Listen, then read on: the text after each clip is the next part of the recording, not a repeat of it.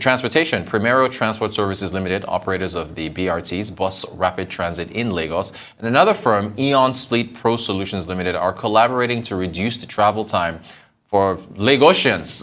In a statement issued by the head of corporate communications of Primero, Mr. Mutiu Yekin, the chief executive officer and the co-founder of EPL, Tokunbo Aranilewa, said the focus of the partnership was to optimize mobility solutions. Well, let's get into it. Joining us is from Financial Derivative Services Company Limited is Lawrence Messi. Lawrence, you're welcome. So this collaboration for transport services and reducing congestion, how exactly is it supposed to work?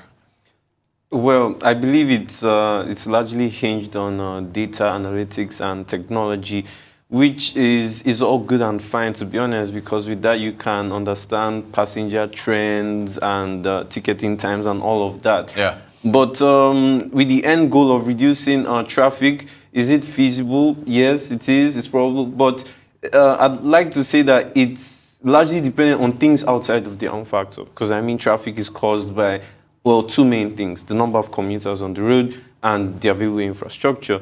So the number of commuters on the road is basically based on the population and the number of cars on the road. And data on this fact by the latest transport statistics report shows that new vehicle registrations as at 2018 was above 700,000. It's increasing every year. It's 200,000 on average every year. So the number of cars are increasing. People are buying more cars. So if people keep buying more cars, no matter what data analytics solutions that Primero and EPL choose to embark on, it won't really change anything. In terms of infrastructure, well, the number of roads are not changing. In fact, the construction is actually even causing traffic to actually increase. So it depends on a lot of things outside of their own control. So that's basically it. All right, that's a very honest take. Theoretically, though, how exactly do technology solutions translate to reduce traffic? I mean, do you think this is theoretically? How does it work? How is it supposed to work? Well, that's quite interesting, actually. Yeah? I mean, we don't have the technology that teleports people, but right. For now, I think that would be nice. It would.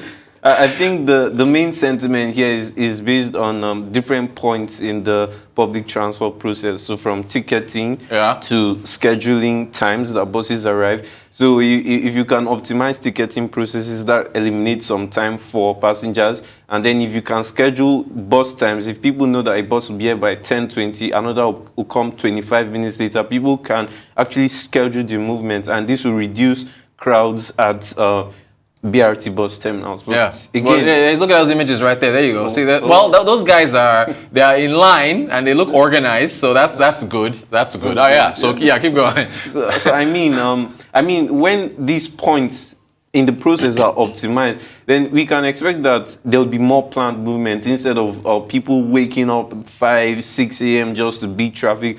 And you know that the movement of cars is actually organized, but still, it's largely due to everything happening around them. I mean, peak periods, 6 to 8 a.m. in the morning, schools are resuming, offices are opening. Peak periods in the afternoon, 4 to 5 p.m. in the evening, people are going back home. I mean, maybe if there was a change in these times, maybe there was a bit of hybrid work, more of hybrid work, then maybe these peak periods could decongest, and then these solutions, these technology solutions could kick in. But for now, well, the effect it will have might most likely be minimal in terms of overall traffic reduction. So in terms of what really needs to be done, reduce the amount of people on the roads, right? Exactly. What else? And then fix the roads. Well, fixing... Lagos traffic. Oh, boy. Yeah, go ahead. What do we do, Lawrence? What do we do? Well, I think it's largely due to... First, the infrastructure. We need to use more means of travel. Well, the Lagos Light Rail project is good. Yeah. We're seeing more boat operators on the road. There needs to be more boat operators. People are going from Ikorodu to TBS, that's VI. Statistics show that about 150 passengers go from Mount 12 to CMS every day using the BRT. if you can cut that number by half, like people using the boats, think of how the roads would be free. Right. So we need more means of transportation in Lagos, and we also need an overhaul in there needs to be a shift in the paradigm. So people need to use more of carpooling. That actually does exist, but people need to carpool more. This could be done on a company-wide level. So every company says, okay, those who don't have cars, go home with those who have cars if you live around the same area. Though, obviously, you're kind of infringing on people's personal space. I mean, right. But especially with the Omicron variant that's been discovered in the country. Exactly. So, so it actually starts from there with the carpooling and the kind of community mentality, and then it goes to a broader frame with the government establishing more transport solutions, and then maybe a shift in hybrid work and also school. That means it's not compulsory that you go every day right. physically. Maybe make it hybrid. Some days you go. That way, there can be a change generally in how congested the roads are. And then, this is such an extensive conversation. You need broadband infrastructure for people to be able to stay home and use internet so that they don't have to go out. It's mining. Let's quickly talk about mining. This new lab in Kaduna, we're just talking about Kaduna State on the 4-day work week in last segment. What do you know about this lab? Well, apparently it's supposed to help in scanning of metals to understand their concentrates and their composition, basically, to know how much gold or silver or whatever is inside a particular metal.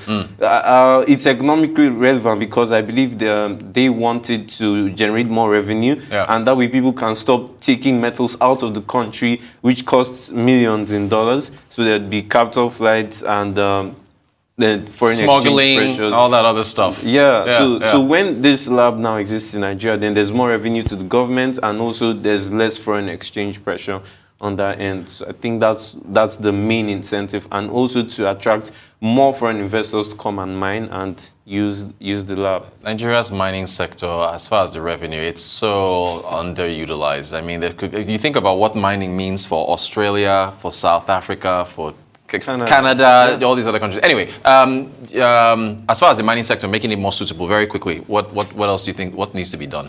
Well, my own approach personally would be starting from identifying where minerals are, to extracting the minerals, and then to intersectoral linkages. So if you can optimize this structure, then the mining sector will be much more suitable. So at identifying, you need to be able to optimize scanning the geography for where exactly these minerals are.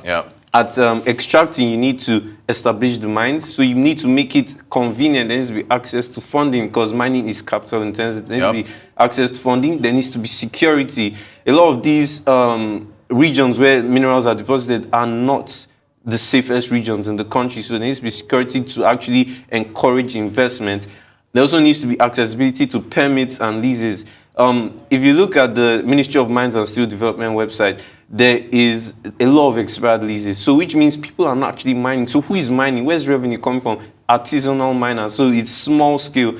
We need to make sure that people can access leases and permits so that there can be more large scale mining that can contribute to exports and GDP. And then intersectoral linkages. What I mean by this is there need to be companies that can take these mined products and use it to create products that will come to the economy, creating jobs, creating income, and this can be done by establishing buying centers and also by encouraging more investment into, you mine aluminium, you get a company that makes roofing sheets instead of importing roofing sheets. They take this aluminium, they turn it into roofing sheets, and they sell to real estate. That's just one industry. That's a good example.